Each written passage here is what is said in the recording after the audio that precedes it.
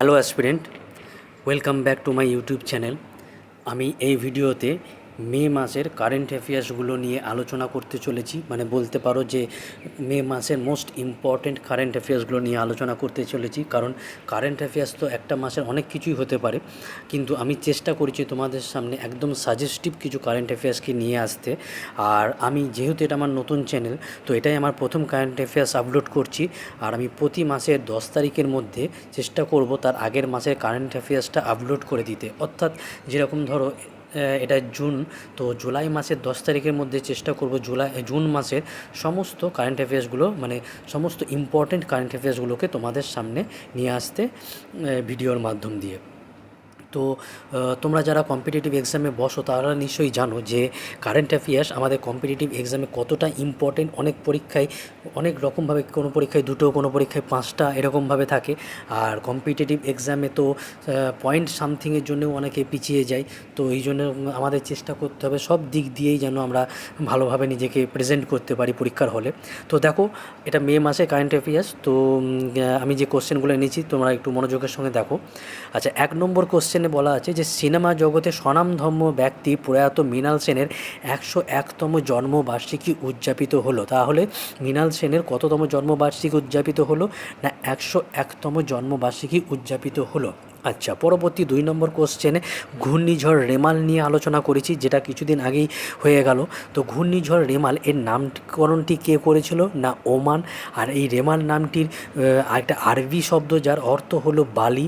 আর এটি বাংলাদেশের উপর বেশি প্রভাব ফেলেছিল, পশ্চিমবঙ্গের ওপর খুব একটা প্রভাব ফেলতে পারেনি। তো থ্যাঙ্কস গড। ভারত মহাসাগরীয় অঞ্চলের মোট 13টি দেশ এই ঘূর্ণিঝড়গুলির নামকরণ করে থাকে। ভারত মহাসাগরীয় অঞ্চল বা ভূমধ্য মহাসাগরীয় অঞ্চলে বলতে পারো 13টি দেশ এই ঘূর্ণিঝড়গুলির নামকরণ করে থাকে। তার মধ্যে 1 নম্বর এই নামটা ওমানের দেওয়া। তো হয়ে গেল যে রেমাল, যার অর্থ বালি। এবার পরবর্তী যে নামগুলো হতে চলেছে, যে ঘূর্ণিঝড়গুলো হবে, আর তাদের নামগুলো কে দেবে সেটা একটু দেখে নিই। যেরকম পরবর্তী যে ঘূর্ণিঝড়টি হবে সেটার নাম হবে আসানা, যেটার নামটা দিয়েছে পাকিস্তান। তারপরে 2 নম্বরে দাদা, কাতার। কেঙ্গালা, সৌদি আরব। পরবর্তী নাম হবে শক্তি, শ্রীলঙ্কা। মন্থা, থাইল্যান্ড। সেনার, ইউএই বা ইউনাইটেড আরব আমিরেটস। দিতাহ, ইয়েমেন। অনর্ব, বাংলাদেশ। মুরাসু, ভারত। আকাভান, ইরান। কানি, মালদ্বীপ। নাগামান, মায়ানমার। এই সমস্ত নামগুলো কমপ্লিট হয়ে যাওয়ার পর তারপরে আবার সেই নতুন করে শুরু হয়ে যাবে। ওমানের দেওয়ার নাম সলিল দিয়ে স্টার্ট হয়ে যাবে। তো এগুলো খুব একটা ইম্পর্টেন্ট নয়। ভারতের পরবর্তী নাম কি হতে চলেছে দেখে রাখতে পারো, মুরাসু। আর তোমরা শুধু যেটা খুব ইম্পর্টেন্টভাবে দেখবে যে রেমাল নামটির সম্বন্ধে। ঠিক আছে, পরবর্তী কারেন্ট অ্যাফেয়ার্স কী আছে একটু দেখে নিই। যে 3 নম্বরে ফ্রান্সের কান চলচ্চিত্র উৎসবে দ্য সেমলেস ছবিটির জন্য সেরা অভিনয়ের পুরস্কার জিতে নিলেন কে? ভারতের অনুসুয়া সেনগুপ্ত, বা বলতে পারো বাঙালি অনুসুয়া সেনগুপ্ত। এবং all you imagine and light সিনেমার জন্য গ্র্যাপি পুরস্কারটি পেয়েছেন পায়েল কবাডিয়া। অর্থাৎ দুজনই হচ্ছেন ভারতীয় মহিলা যে এই পুরস্কার পেয়েছেন এবং ভারতের নাম গোটা বিশ্বের কাছে উজ্জ্বল করে তুলেছেন। ঠিক আছে, এই ফ্রান্সের কান চলচ্চিত্র সম্বন্ধে নিয়ে একটু জেনে নিই। যে 1946 সালে কান ফিল্ম ফেস্টিভ্যালে ভারত থেকে প্রথম পুরস্কারটি কে পেয়েছিল? না, চেতন আনন্দ। আর কিসের জন্য? না, নিচানগর সিনেমাটির জন্য। তো এটাই হচ্ছে ইম্পর্টেন্ট কান সম্বন্ধে। আচ্ছা, পরবর্তী ওয়ার্ল্ড প্রেস ফ্রিডম ইন্ডেক্স 2024, নানা রকম ইন্ডেক্স প্রকাশ করা হয়। তো এটা একটা ইম্পর্টেন্ট ইন্ডেক্স। তো এটা কোথা থেকে প্রকাশ করে? মার্কিন যুক্তরাষ্ট্র কর্তৃক এটি প্রকাশিত হয়। আর এবার প্রথম স্থানে কে রয়েছে? নরওয়ে। আর দ্বিতীয় স্থানে রয়েছে ডেনমার্ক। মোট 180টি দেশের মধ্যে এই ইন্ডেক্সটা হয়েছে। তার মধ্যে ভারতের স্থান কত 180-র মধ্যে? না, 159। তবুও আমরা কি করে আশা করতে পারি যে আমাদের নিউজ চ্যানেলগুলো সঠিক খবর আমাদের কাছে পৌঁছে দেবে? স্ট্রেঞ্জ।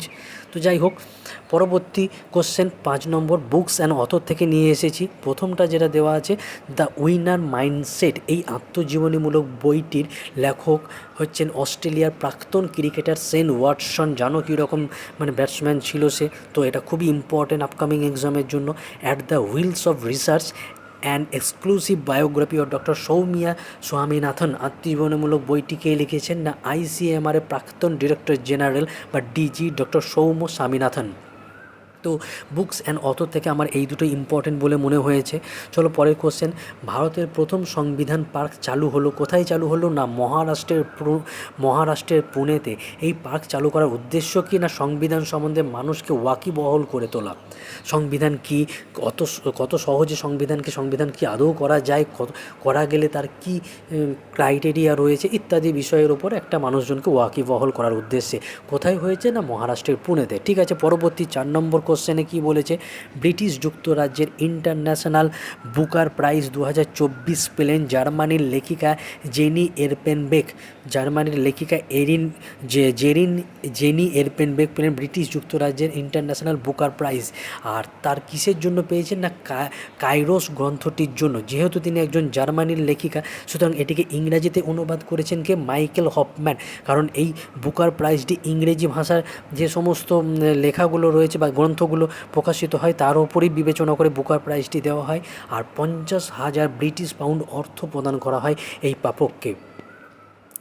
আচ্ছা, এবার দেখব প্যালেস্টাইনের সাংবাদিকগণ পেলেন UNESCO Guillermo Cano World Press Freedom Prize 2024।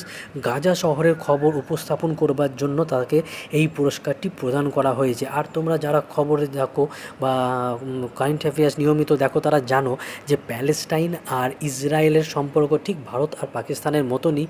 আচ্ছা, পরবর্তী কোশ্চেন 6 নম্বর, পুলিৎজার পুরস্কার খুব ইম্পর্টেন্ট, অনেক সময় জিজ্ঞেস করা হয় কম্পিটিটিভ এক্সামে।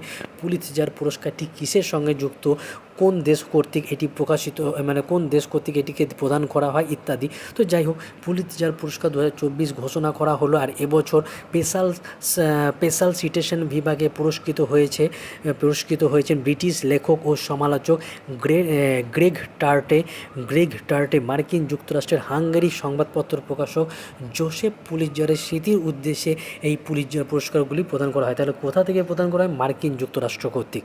আচ্ছা, পরবর্তী 7 নম্বর কোশ্চেনে কি আছে? ভারতীয় নৌবাহিনীর অর্থাৎ ইন্ডিয়ান নেভির ভাইস চিফ কে হলেন?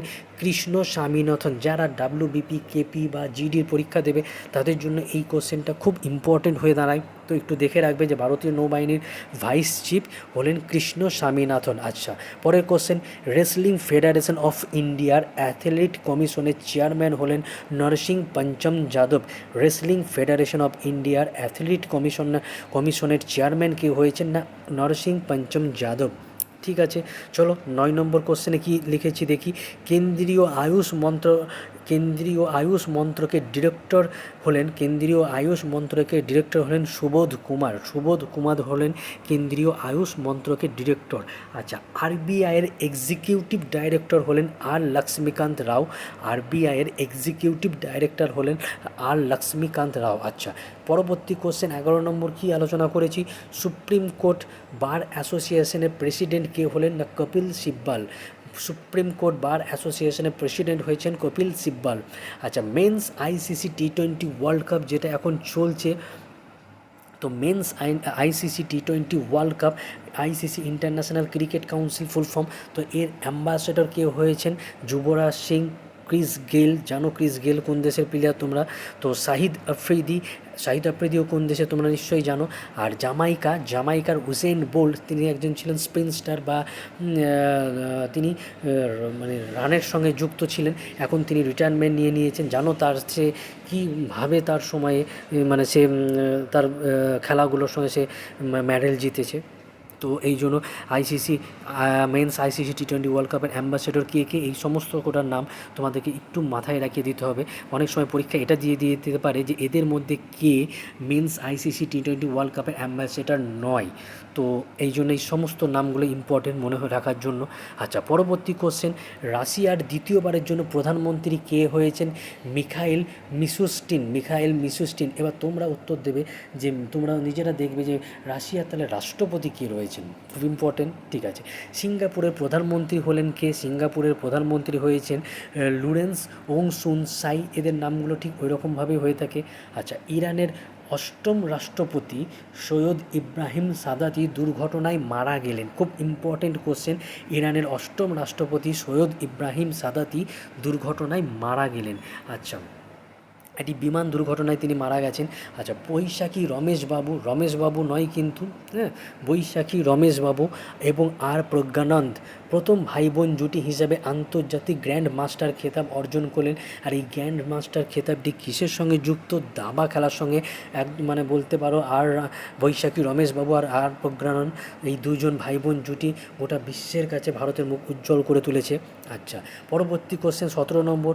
চীনে অনুষ্ঠিত হয়ে গেল ব্যাডমিন্টন প্রতিযোগিতা থমাস কাপ ও উবের কাপ। তাহলে চীনে অনুষ্ঠিত হয়ে গেল ব্যাডমিন্টন প্রতিযোগিতা থমাস ও উবের কাপ। তো এক্ষেত্রে একটা ইম্পর্টেন্ট কোশ্চেন খুব ইসে থাকে যে থমাস ও উবের কাপ কোন খেলার সঙ্গে যুক্ত? তো ব্যাডমিন্টন প্রতিযোগিতা। আচ্ছা, মালয়েশিয়ায় আজলান শাহ স্টেডিয়ামে আয়োজিত হয়ে গেল সুলতান আজলান শাহ হকি কাপ প্রতিযোগিতা। আর চ্যাম্পিয়ন কে হয়েছে? না জাপান। আচ্ছা, তাহলে এখান থেকে একটা জিনিস দেখবে যে আজলান শাহ টুর্নামেন্টটি কিসের সঙ্গে যুক্ত? হকির সঙ্গে। আর আজলান শাহ স্টেডিয়াম কোথায় অবস্থিত? মালয়েশিয়ায়। আর এবছর কে জিতেছে সুলতান আজলান শাহ হকি প্রতিযোগিতা বা টুর্নামেন্টটি? না জাপান। আচ্ছা, পরবর্তী 19 নম্বর কোশ্চেন। মোহনবাগানকে হারিয়ে দ্বিতীয়বারের জন্য আইএসএল চ্যাম্পিয়নশিপ জিতে নিল মুম্বাই। তাহলে মোহনবাগানকে হারিয়ে কে জিতে নিল আইএসএল চ্যাম্পিয়নশিপ? মুম্বাই। আচ্ছা, এবার আমাদের আইপিএল 2024 সালে হয়ে যাওয়া আইপিএল নিয়ে আমরা একটু আলোচনা করব। খুবই ইম্পর্টেন্ট, মোটামুটি বলতে পারি এখন 5-6 মাসের পরীক্ষার জন্য। তো 2012 ও 14 সালের পর তৃতীয়বারের জন্য চ্যাম্পিয়ন হলো আমাদের কলকাতার নাইট রাইডার। আর দলের ক্যাপ্টেন কে ছিলেন কলকাতার? শ্রেয়স আয়ার। যেহেতু একটা উইনিং টিম, তো সেই জন্য তার ক্যাপ্টেন বা কে ছিল বা স্কিপার কে ছিল সেটা জানতে হবে, যে শ্রেয়স আয়ার। আর 20 কোটি টাকা প্রদান করা হয়েছে, যেহেতু এরা জয় হয়েছে কলকাতা, তাই তার জন্য 20 কোটি টাকা ফার্স্ট প্রাইজ হিসাবে প্রদান করা হয়েছে। এই যে নাইট, এটা NIGHT না, KNIGHT, তাদের জার্সিতে লেখা থাকে। শব্দটি যুক্তরাজ্যের যোদ্ধাদের ক্ষেত্রে ব্যবহার হতো। আচ্ছা, পরবর্তী আইপিএল সম্বন্ধে রানার্স আপ কে হয়েছে, মানে দ্বিতীয় কে হয়েছে? না সানরাইজ হায়দ্রাবাদ। আর সানরাইজ হায়দ্রাবাদ দলের ক্যাপ্টেন কে ছিলেন? না প্যাট কামিন্স ছিল সানরাইজ হায়দ্রাবাদ দলের ক্যাপ্টেন। আর এই সানরাইজ হায়দ্রাবাদ দলকে ফেয়ার প্লে অ্যাওয়ার্ড এবছর দেওয়া হয়েছে। আর দ্বিতীয় হওয়ার জন্য তাদেরকে কত কোটি টাকা পুরস্কার প্রদান করা হয়েছে? 12.5 কোটি টাকার পুরস্কার প্রদান করেছে। আচ্ছা, তৃতীয় স্থান অধিকার কে করেছে? তৃতীয় স্থান অনেক সময় এটাও জিজ্ঞেস করে থাকে যে তৃতীয় স্থান কে অধিকার করেছে, তো সেক্ষেত্রে হয়ে যাবে রাজস্থান রয়্যালস। আচ্ছা, টুর্নামেন্টের ফরম্যাটটি কী ছিল? না group stage and play of. টুর্নামেন্টের ফরম্যাট ছিল group stage and play of. দল সংখ্যা কটি? না 10টি। দল সংখ্যা ছিল 10টি। অফিসিয়াল ডিজিটাল স্ট্রিমিং পার্টনার, যার মাধ্যমে আমরা খেলাটা দেখছিলাম, নেটে দেখছিলাম, এতে তো কে করেছে? সেটা জিও সিনেমা। আর official digital sponsor Tata group, যার এই টাটা গ্রুপই উইনার আর রানার্স আপকে তাদের প্রাইজগুলোকে দিয়েছে। তো অফিসিয়াল ডিজিটাল স্পন্সর বললে টাটা গ্রুপ। আচ্ছা, সর্বাধিক রান সংগ্রহকারী কে ছিল? আমাদের বিরাট কোহলি। তিনি অরেঞ্জ কাপ পেয়েছেন, কারণ তোমরা জানবে যে আইপিএলে সবথেকে বেশি রান করবার জন্য, একটি টুর্নামেন্টে সবথেকে বেশি রান করবার জন্য তাকে অরেঞ্জ কাপটি প্রদান করা হয়ে থাকে। আর এখনও পর্যন্ত আইপিএলে সর্বাধিক রান সংগ্রহ কে করেছেন? সেটাও কিন্তু বিরাট কোহলি। আচ্ছা, পরবর্তী 9 নম্বর, সর্বাধিক উইকেট সংগ্রহ কে করেছেন? আচ্ছা, পাঞ্জাব কিংসের হর্ষল প্যাটেল সর্বাধিক উইকেট সংগ্রহ করেছেন। আর এর জন্য তাকে পার্পেল কাপ দেওয়া হয়েছে, কারণ একটা সিজনে সবথেকে বেশি উইকেট সংগ্রহকারীকে পার্পেল ক্যাপটি প্রদান করা হয়। তারপরের সিজনে তারা অনেক সময় তারা পড়ে থাকে, দেখো খেলার সময়। এখনও পর্যন্ত সর্বাধিক উইকেট সংগ্রহ যদি বলে কে করেছে আইপিএলে, সেক্ষেত্রে হয়ে যাবে যুবেন্দ্র চাহাল। আচ্ছা, সর্বাধিক বাউন্ডারি ও দ্রুততম শতরান কে করেছেন? Travis head. সর্বাধিক বাউন্ডারি ও দ্রুততম রান কে করেছেন? না ট্রাভিস হেড করেছেন সর্বাধিক। আর কার দলের? ট্রাভিস হেড কোন দলের ছিলেন? না হায়দ্রাবাদের হয়ে তিনি খেলেছেন এবছর।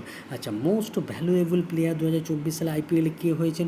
সুনীল নারায়ণ। ভ্যালুয়েবল প্লেয়ার কে হয়েছেন? সুনীল নারায়ণ। আর মুম্বাই দলের ক্যাপ্টেন কে ছিলেন? না হার্দিক পান্ডিয়া। জানো এবছর মুম্বাইয়ের ক্যাপ্টেন রোহিত শর্মা ছিলেন না, এর জন্য অনেক রকম কন্ট্রোভার্সিও হয়েছে। তো যাই হোক, তবুও কিন্তু হার্দিক প্যাটেল মুম্বাইকে তাদের ট্রফি এনে দিতে পারলো না। তো সেটা খেলা ব্যাপার, কেউ হারে তো কেউ জিতে, এটা কোনো ব্যাপার নয়। তা মুম্বাই দলের ক্যাপ্টেন ছিলেন হার্দিক পান্ডিয়া। গুজরাটের ক্যাপ্টেন কে ছিলেন?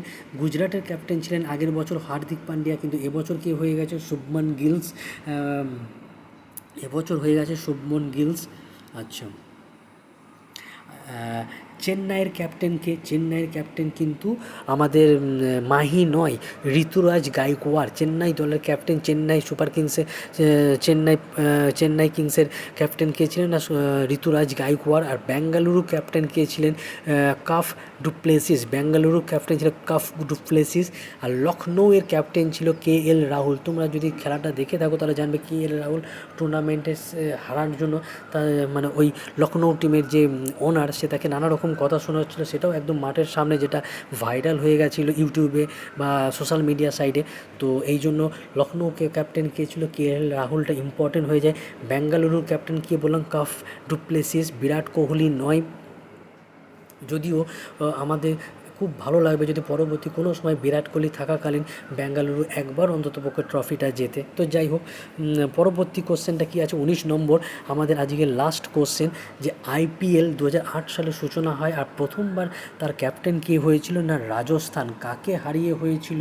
চেন্নাইকে হারিয়ে। তার মানে চেন্নাই প্রথম থেকেই একদম আউটস্ট্যান্ডিং পারফরমেন্স দিচ্ছে বলা যায় IPL-এ। তো IPL-এ 2008 সালে প্রথম চ্যাম্পিয়ন রাজস্থান, আর কাকে হারিয়ে? চেন্নাই। অনেক সময় পরীক্ষায় তোমাদের এটা দিয়ে থাকে যে IPL খেলা কবে সূচনা হয়েছিল, তো সেই ক্ষেত্রে আমাদের উত্তর হয়ে যাবে IPL 2008 সালে সূচনা হয়েছিল।